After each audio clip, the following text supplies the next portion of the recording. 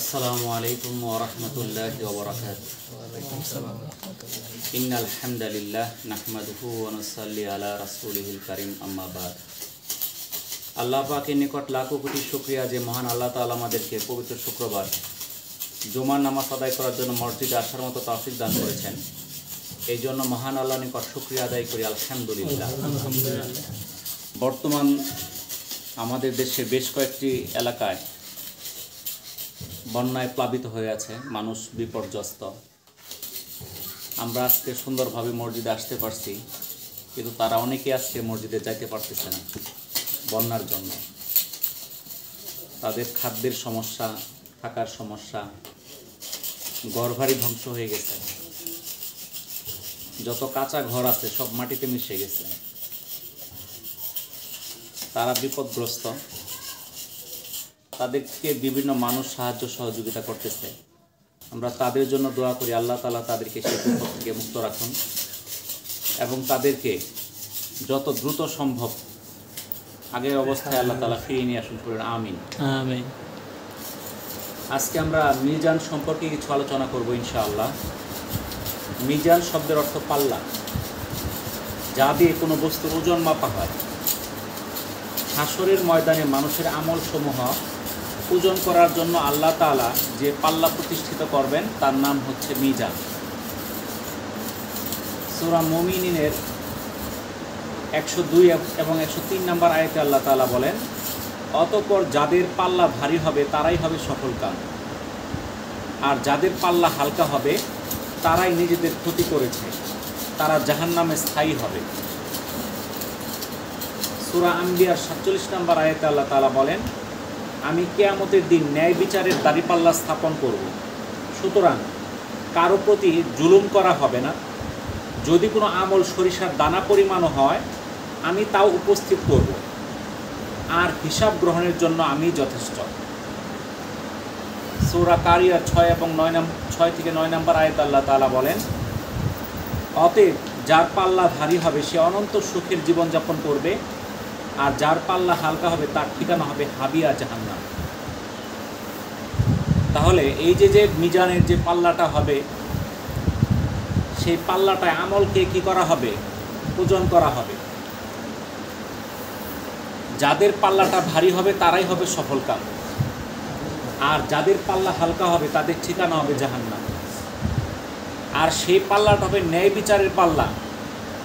আমরা দুনিয়াতে অনেক বিচার দেখি, এখানে এই বিচারের মধ্যে কি হয়? দুর্নীতি হয়, টাকা পয়সার বিনিময়ে বিচার উল্টে যায়, ব্যক্তি পছন্দের কারণে, দলের কারণে, লোকের কারণে কি হয়ে যায়? বিচার পরিবর্তন হয়ে যায়। কিন্তু আল্লাহর বিচার হবে ন্যায় বিচার। সেই পাল্লা থাকবে ন্যায় বিচারের পাল্লা, সেখানে কারো প্রতি কোনো জুলুম করা হবে না। যদি জাররা পরিমাণ, সরিষা পরিমাণ আমলও থাকে সেটাও কি করা হবে? ওজন করা হবে। যার পাল্লাটা ভারী হবে তার ঠিকানা হবে অনন্ত সুখের জীবনযাপন, জান্নাত। আর যার পাল্লা হালকা হয়ে যাবে তার ঠিকানা হয়ে যাবে হাবিয়া জাহান্নাম। তাহলে সেই মিজানের পাল্লাকে আমরা কি করলে ভারী করতে পারি? সেই মিজানের পাল্লাকে যদি আমরা ভারী করতে পারি তাহলে আমাদের ঠিকানা জান্নাত। তাহলে কি কি কাজ করলে আমরা সেই মিজানের পাল্লাকে ভারী করতে পারবো তা জানার দরকার আছে কি নাই? এর মধ্যে 1 নম্বর আমল হচ্ছে কালেমার সাক্ষ্য দেওয়া। হযরত আব্দুল্লাহ বিন আমর রাদিয়াল্লাহু তাআলা আনহু থেকে বর্ণিত, রাসূলুল্লাহ সাল্লাল্লাহু আলাইহি সাল্লাম বলেন, বিচারের দিন আমার উম্মতের এক ব্যক্তিকে সব মানুষের সামনে ডাকা হবে, তার সামনে 99টি আমলনামা রাখা হবে এবং এক একটি পুস্তকের পরিধি হবে চোখের দৃষ্টিসীমার সমান। এরপর তাকে বলা হবে, এই পুস্তকে যা কিছু লিপিবদ্ধ হয়েছে তা কি তুমি অস্বীকার করো? উত্তরে ওই ব্যক্তি বলবে, হে রব, আমি তা অস্বীকার করি না। তারপর বলা হবে, এর পরিবর্তে তোমার কোনো নেক কাজ আছে কি? তখন সে ভীত সন্ত্রস্ত অবস্থায় বলবে, না, তাও নেই। অতঃপর বলা হবে, আমার নিকট তোমার কিছু পুণ্যের কাজ আছে এবং তোমার উপর কোনো প্রকার অত্যাচার করা হবে না। অতঃপর তার জন্য একটি চিরকুট বের করা হবে, যাতে লেখা রয়েছে, আশহাদু আল্লা ইলাহা ইল্লাল্লাহু ওয়া আশহাদু আন্না মুহাম্মাদান আবদুহু ওয়া রাসূলুহু। তখন ওই ব্যক্তি বিস্ময়ের সঙ্গে বলবে, হে আমার রব, এই সামান্য চিরকুট কি 99টি পুস্তকের সমতুল্য হবে? তখন বলা হবে তোমার উপর কোনো প্রকার অত্যাচার করা হবে না। এরপর ওই 99টি পুস্তক এক পাল্লায় রাখা হবে, আর এক পাল্লায় ওই চিরকুটটি রাখা হবে। তখন ওই পুস্তকগুলোর ওজন চিরকুটের তুলনায় অত্যন্ত নগণ্য হবে এবং কালিমা লিখিত চিরকুটটি পাল্লায় ভারী হবে। এটা তিরমিজির 2641 নম্বর হাদিস। তাহলে কালেমা এটা অত্যন্ত ভারী একটা জিনিস, এটার ওজন অনেক বেশি হবে মিজানের পাল্লায়। এর জন্য আমাদের কি করতে হবে? বেশি বেশি কালেমা পাঠ করতে হবে। আমরা যে অবসর সময় থাকি, যতক্ষণ সময় আমরা সময় পাবো, আমরা বেশি বেশি কালেমা পাঠ করব। মিজানের পাল্লায় ভারী 2 নাম্বার হলো উত্তম চরিত্র। হযরত আবু হুরায়রা রাদিয়াল্লাহু তাআলা আনহু থেকে বর্ণিত, রাসূলুল্লাহ সাল্লাল্লাহু আলাইহি সাল্লামকে জিজ্ঞাসা করা হলো কোন কাজ অধিকাংশ লোককে জান্নাতে প্রবেশ করাবে? তিনি বললেন, কিয়ামতের দিন যে জিনিসটি মুমিনের পাল্লায় সবচেয়ে ভারী হবে তা হলো তাকওয়া ও উত্তম চরিত্র। এটা তিরমিজির 2004 নম্বর হাদিস। রাসূলুল্লাহ সাল্লাল্লাহু আলাইহি সাল্লাম আরও বলেন, কিয়ামতের দিন যেই জিনিসটি মুমিনের পাল্লায় সবচেয়ে ভারী হবে তার নাম উত্তম চরিত্র। এটা সুনানে আবু দাউদের 4801 নম্বর হাদিস। তাহলে মিজানের পাল্লায় যে আমলগুলো ভারী, এরকম 10টা আমলের মধ্যে 1 নাম্বার হচ্ছে কি? কালেমা। 2 নাম্বার হচ্ছে উত্তম চরিত্র। যার চরিত্র ভালো তার আমলগুলো পাল্লায় কি হবে? ভারী হবে। এমনও হবে এক ব্যক্তি 5 ওয়াক্ত নামাজ পড়েছে, আরেক ব্যক্তি 5 ওয়াক্তের সঙ্গে তাহাজ্জুদ, সুন্নত, নফল আরও অনেক কিছু পড়েছে, কিন্তু তার চেয়ে ওই 5 ওয়াক্ত নামাজের ওজন ভারী হয়ে যাবে। কেন ভারী হবে? কারণটা কি? এর কারণটা হচ্ছে উত্তম চরিত্র। যদি কোনো ব্যক্তির চরিত্র ভালো থাকে, তার আমল কম হইতে পারে, তার ওজনগুলো বেড়ে যাবে। বুঝতে পারছেন? যার চরিত্র ভালো থাকবে সে আমল কম করলেও তার আমলগুলোর ওজন অনেক বেশি হবে। আর যার চরিত্র খারাপ, যার চরিত্র মানুষ পছন্দ করে না, সে আমল যতই করুক না কেন, তার ওজনের পাল্লায় কিন্তু তার আমলগুলো কিন্তু হালকা হয়ে যাবে। বুঝতে পারছেন? একই কাজ করবে, ওজন কিন্তু সমান হবে না। আমরা দুনিয়ার মধ্যে সব কিছুর ওজন সমান পাই আমরা, কিন্তু আখিরাতে কিন্তু একই জিনিস ওজন ভিন্ন হবে। তাহলে যার চরিত্র ভালো তার ওজন হবে বেশি। 3 নাম্বার মিজানের পাল্লায় ভারী একটা জিনিস হইল পছন্দনীয় 2টা বাক্য। এটা বুখারী শরীফের শেষ হাদিস। এই হাদিসটা আবু হুরায়রা রাদিয়াল্লাহু তাআলা আনহু থেকে বর্ণিত। রাসূলুল্লাহ সাল্লাল্লাহু আলাইহি সাল্লাম বলেন, 2টি বাক্য এমন আছে যা উচ্চারণে সহজ কিন্তু মিজানের পাল্লায় অনেক ভারী আর আল্লাহর কাছে অনেক পছন্দনীয়। এই বাক্য 2টা কি? সুবহানাল্লাহি ওয়া বিহামদিহি সুবহানাল্লাহিল আযীম। এটা সহিহ বুখারীর 6406 নম্বর হাদিস। এই হাদিসটা দিয়ে বুখারীর কিতাবটাকে শেষ করা হয়েছে। তাহলে মিজানের পাল্লায় 2টি বাক্য খুবই ভারী কিন্তু উচ্চারণ করা খুব সহজ, আল্লাহর কাছে খুবই পছন্দনীয়। বাক্যটা কি? সবাই একটু বলেন। সুবহানাল্লাহি ওয়া বিহামদিহি সুবহানাল্লাহিল আযীম। এটা বেশি বেশি পাঠ করবেন। এই বাক্য 2টা মিজানের পাল্লায় অনেক ভারী হবে। এর অর্থ আমরা আল্লাহ তাআলার প্রশংসা সহ তার পবিত্রতা ঘোষণা করছি। মহান আল্লাহ তাআলা অতি পবিত্র। 4 নাম্বার আমল সকাল সন্ধ্যা লা ইলাহা ইল্লাল্লাহ জিকির করা। যে ব্যক্তি সকাল সন্ধ্যায় লা ইলাহা ইল্লাল্লাহ জিকির করবে তার আমল নামায় 7 আসমান ও 7 জমিনের চেয়েও পাল্লাটা ভারী হবে। হাদিসে বর্ণিত আব্দুল্লাহ ইবনে আমর ইবনে আস রাদিয়াল্লাহু তাআলা আনহু থেকে বর্ণিত, রাসূলুল্লাহ সাল্লাল্লাহু আলাইহি সাল্লাম বলেছেন, আল্লাহর নবী নূহ আলাইহিস সালামের মৃত্যুর সময় তার ছেলেকে এই বলে ওসিয়ত করেছেন যে 2টি জিনিসের আমল করবে আর 2টি জিনিস থেকে নিজেকে বিরত রাখবে। কি বলছে? 2টা জিনিসের আমল করার জন্য আর 2টা জিনিস থেকে বিরত থাকার জন্য। আমলগুলো কি কি? আদেশের আমলটা ছিল লা ইলাহা ইল্লাল্লাহর জিকির করা। মনে রেখো, যদি 7 আসমান ও 7 জমিন এক পাল্লায় রাখা হয় আর এই লা ইলাহা ইল্লাল্লাহ এক পাল্লায় রাখা হয়, সেই পাল্লাটা ভারী হবে।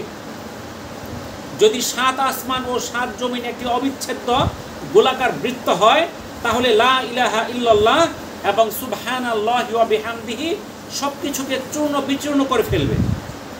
ইহা প্রতিটি জিনিসের দোয়া এবং এর মাধ্যমে সৃষ্টিরাজি রুজি পেতে থাকে। আর তোমাকে নিষেধ করি শিরক আর অহংকার থেকে। এটা মুসনাদ আহমদ এবং বুখারীর একটা হাদিস। তাহলে আল্লাহ রসুল আমাদের দুইটা কাজ করার নির্দেশ দিচ্ছেন। কি? একটা হলো লা ইলাহা ইল্লাল্লাহ, এটার জিকির করা। আর 2 নাম্বার সুবহানাল্লাহি ওয়া বিহামদিহি, এইটা বেশি বেশি পাঠ করা। আর 2টা কাজে নিষেধ করছেন, একটা হলো শিরক আর একটা হলো অহংকার। শিরক হলো কি?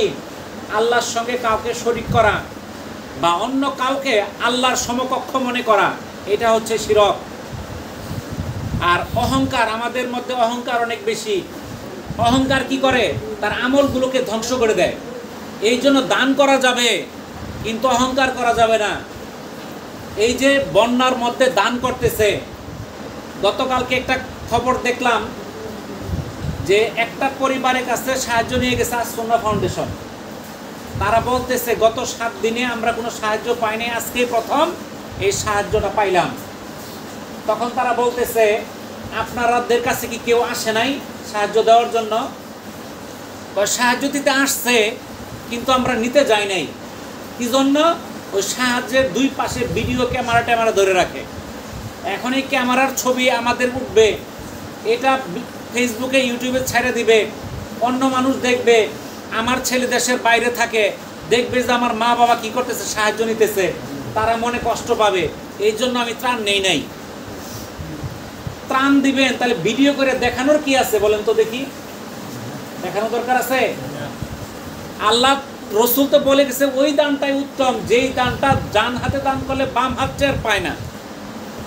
তাহলে যদি আমি বন্যার্তদের সাহায্য করতে চাই, আমার ভিডিও করে কাকে কাকে দিলাম দেখানোর প্রয়োজনটা কি বলেন দেখি?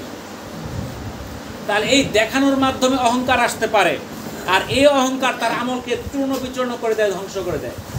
এই জন্য আমরা যাই কিছু করি না কেন, আমরা নামাজ পড়ি, রোজা রাখি, হজ করি, জাকাত করি, কিন্তু এটার পরিবর্তে কি করা যাবে না? অহংকার করা যাবে না। আমি অহংকার করলাম যে 50,000 টাকা দান করলাম, আমার আমলগুলো ধ্বংস হয়ে গেল।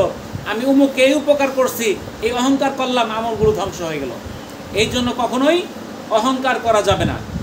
হযরত আনাস রাদিয়াল্লাহু তাআলা আনহু থেকে বর্ণিত, রাসূলুল্লাহ সাল্লাল্লাহু আলাইহি সাল্লাম বলেছেন, কিয়ামতের দিন আল্লাহ তাআলা বলবেন, হে মুহাম্মদ সাল্লাল্লাহু আলাইহি সাল্লাম, সৃষ্টির মধ্য থেকে আপনার উম্মতের এমন ব্যক্তিকে জান্নাতে প্রবেশ করান যে ব্যক্তি একদিন হলেও ইখলাসের সাথে সাক্ষ্য দিয়েছে যে আল্লাহ ছাড়া কোনো ইলাহ নাই এবং এর উপর মৃত্যুবরণ করেছে।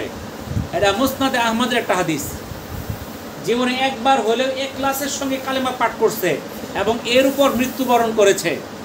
আমরা কালেমা কিন্তু সবাই পাঠ করি, কিন্তু এই কালেমার উপর মৃত্যুবরণ করতে পারবো কিনা এটার কিন্তু নিশ্চয়তা নাই। এই জন্য কালেমার উপর টিকে থাকা একটা কঠিন একটা আমল।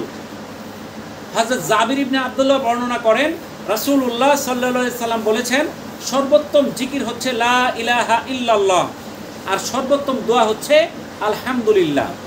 এটা তিরমিজি, ইবনে মাজাহ, নাসাই এবং ইবনে হিব্বানের একটা হাদিস। তাহলে সর্বোত্তম জিকির কোনটা? লা ইলাহা ইল্লাল্লাহ। আর সবচেয়ে দামি আমল কোনটা? আলহামদুলিল্লাহ। এটা সবচেয়ে বড় দোয়া। তাহলে আমার চেয়েও মানুষ বিপদগ্রস্ত আছে, সেই তুলনায় আমি অনেক ভালো আছি। এই জন্য আমরা সবাই বলবো আলহামদুলিল্লাহ। আপনারা সবাই একটু আগায় আগায় বসেন, যেহেতু কাজ চলতেছে, জায়গার সমস্যা, সবাই আগায় ফ্যানের কাছে বসেন। পরে কাতার করার সময় ভাগ হয়ে গেলেই হবে, সবাই আগায় বসেন। রাসূলুল্লাহ সাল্লাল্লাহু আলাইহি সাল্লামের কাছে এক বেদুইন এসে বললেন, হে আল্লাহর রাসূল, আমাকে কোনো একটি ভালো কাজ শিখিয়ে দিন। রাসূলুল্লাহ সাল্লাল্লাহু আলাইহি সাল্লাম বললেন, তার হাত ধরে এই শব্দগুলো শিখিয়ে দিলেন, সুবহানাল্লাহ, আলহামদুলিল্লাহ, লা ইলাহা ইল্লাল্লাহ, আল্লাহু আকবার। লোকটির হাত ধরে প্রিয় নবী বললেন, এই শব্দগুলো বেশি বেশি পড়বে। লোকটি এই কথা শুনে চলে গেলেন। কিছুদিন যাওয়ার পর লোকটি আর রাসূলুল্লাহ সাল্লাল্লাহু আলাইহি সাল্লামের দরবারে ফিরে আসলেন। রাসূলুল্লাহ সাল্লাল্লাহু আলাইহি সাল্লাম মুস্কি হেসে বললেন, লোকটি কি যেন চিন্তা করছে। ফিরে এসে লোকটি প্রিয় নবীকে বললেন, সুবহানাল্লাহ, আলহামদুলিল্লাহ, লা ইলাহা ইল্লাল্লাহ, আল্লাহু আকবার। আপনি যে বাক্যগুলো আমাকে শিখিয়েছেন, এই বাক্যগুলো তো আল্লাহর জন্য, কিন্তু আমার জন্য কি? এগুলো পড়লে আমি কি পাবো? রাসূলুল্লাহ সাল্লাল্লাহু আলাইহি সাল্লাম উত্তরে বললেন, তুমি যখন বলবে সুবহানাল্লাহ, আলহামদুলিল্লাহ, লা ইলাহা ইল্লাল্লাহ, আল্লাহু আকবার, তখন প্রতিটি শব্দের উত্তরে আল্লাহ তাআলা বলবেন তুমি সত্য বলেছ। অতঃপর জিকিরকারী আল্লাহর কাছে নিজের যেসব চাহিদা তুলে ধরবে আল্লাহ তাআলা তাই কবুল করবেন। সবাই বলুন আমিন। এবং এর বিনিময়ে আল্লাহ তাআলা কিরাত পরিমাণ নেকি দান করবেন, আর প্রতি কিরাত হচ্ছে উহুদ পাহাড়ের সমতুল্য। আর যে জানাজা দাফনের আগে ফিরে যাবে সে এক কিরাত নিয়ে বাড়ি ফিরবে। এটা বুখারী এবং মুসলিমের একটা হাদিস। এরকম ভাবে যারা জানাজার নামাজ আদায় করে এই জানাজার নামাজের মধ্যেও এক কিরাত নেকি পাওয়া যায়। আর যারা এই এক কিরাত নেকি পাওয়ার পর আবার মাটি দিবে, এই মাটি দেওয়ার কাজে যারা অংশগ্রহণ করবে তারা আরও এক কিরাত নেকি অর্জন করবে। আবু হুরায়রা রাদিয়াল্লাহু তাআলা আনহু থেকে বর্ণিত, এক ব্যক্তি রাসূলুল্লাহ সাল্লাল্লাহু আলাইহি সাল্লামকে বলল, আমাকে কিছু উপদেশ দিন। তিনি বললেন, রাগ করো না। লোকটি বারবার রাসূলুল্লাহ সাল্লাল্লাহু আলাইহি সাল্লামের কাছে উপদেশ চায়, আর রাসূলুল্লাহ সাল্লাল্লাহু আলাইহি সাল্লাম বারবার বলেন রাগ করো না। এটা বুখারীর একটা হাদিস। যেহেতু রাগ দমন করা একটা অত্যন্ত কঠিন কাজ, আর যে ব্যক্তি তা করতে সক্ষম হবে সে দুনিয়া এবং আখিরাতে কামিয়াব হবে। রাগ দমনকারীর প্রশংসায় আল্লাহ তাআলা বলেন, যারা নিজেদের রাগকে সংবরণ করে আর মানুষের প্রতি ক্ষমা প্রদর্শন করে তারাই মুহসিন বা সৎকর্মশীল। বস্তুত আল্লাহ তাআলা সৎকর্মশীলদেরই ভালোবাসেন। এটা সূরা আল ইমরানের 134 নম্বর আয়াতের অর্থ। আল্লাহর পথে অন্যকে ডাকা বা আহ্বান করা। আল্লাহ তাআলা যেই আমলগুলো মিজানের পাল্লায় ভারী হবে আমাদের জন্য, তার মধ্যে একটা হলো যে ব্যক্তি মানুষকে মহান আল্লাহর পথে ডাকে এবং আহ্বান করে সে ব্যক্তির আমলনামা হবে 7 আসমান এবং 7 জমিনের চেয়েও ভারী। সুবহানাল্লাহ। তাহলে মিজানের পাল্লায় ভারী আমল কোনটা? যে ব্যক্তি মানুষকে আল্লাহর পথে ডাকে। যে ব্যক্তি মানুষকে আল্লাহর পথে ডাকবে সেই ব্যক্তির আমলনামা ওজন হবে 7 আসমান 7 জমিনের চেয়েও বেশি। তাহলে আমাদেরকে সেই সকল আমলগুলো করতে হবে যেই আমলগুলোর কারণে আমাদের মিজানের পাল্লাগুলো ভারী হয়ে যায়। এখন এই মিজানের পাল্লার মধ্যে আমলগুলো কিন্তু কিছু কিছু আমল আছে যেটা হালকা হয়ে যায়, ভারী না হয়ে হালকা হয়ে যায়। মানুষের প্রকাশ্য শত্রু কারা বলেন তো দেখি? শয়তান। যখন কোনো ভালো কাজ হইতে দেখে শয়তান আফসোস করতে থাকে কি করে ভালো কাজটা বন্ধ করা যায়।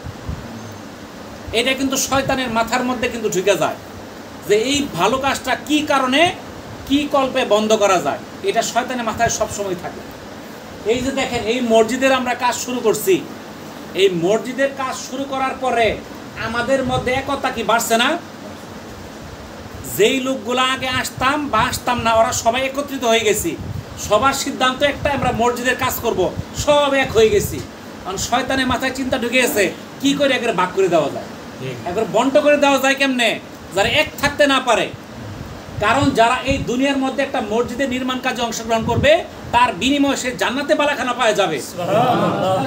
আমরা আল্লাহ তাআলার কাছে ক্ষমা চাই। হয়তো আমাদের আমলের কারণে আমাদের এই সমস্যা কুন্দল শুরু হয়েছে, আমরা আমাদের আমলগুলোর জন্য আল্লাহ তাআলা ভালো করে দেন। আল্লাহ তাআলার কাছে ক্ষমা চাই, আমাদের গুনাহগুলো যেন মাফ করে দেন, তাহলে আমাদের মধ্যে একতা ফিরে আসবে। তো ইনশাআল্লাহ আমরা যে আমলগুলো শুনলাম আল্লাহ তাআলা আমাদের উপর আমল করার তৌফিক দান করুন। আমিন।